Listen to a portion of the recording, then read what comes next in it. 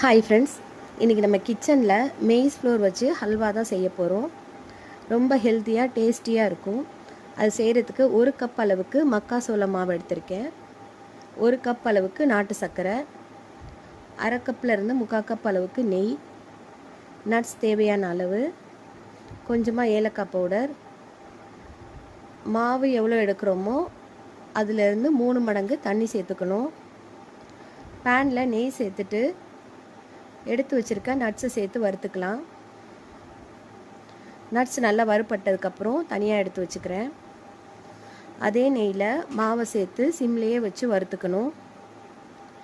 இடையில தேவைப்பட்டால் கொஞ்சமாக நெய் சேர்த்துக்கோங்க.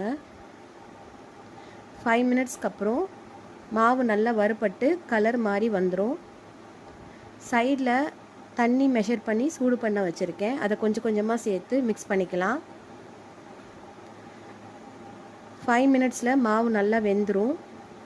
அதில் ஒரு பிஞ்ச் அளவுக்கு சால்ட், கொஞ்சமாக ஏலக்காய் பவுடர், நாட்டு சர்க்கரை, இது எல்லாத்தையும் சேர்த்து நல்லா மிக்ஸ் பண்ணிக்கலாம். நாட்டு சர்க்கரை நல்லா கரைஞ்சி இந்த அளவுக்கு திக்காகி வந்ததுக்கப்புறம் நட்ஸை சேர்த்துட்டு ஃபைனலாக 1 டேபிள் ஸ்பூன் நெய் சேர்த்துக்கிறேன். இந்த மாதிரி பேனில் ஒட்டாமல் வந்ததுக்கப்புறம் நம்ம ஹல்வாவை எடுத்துடலாம்.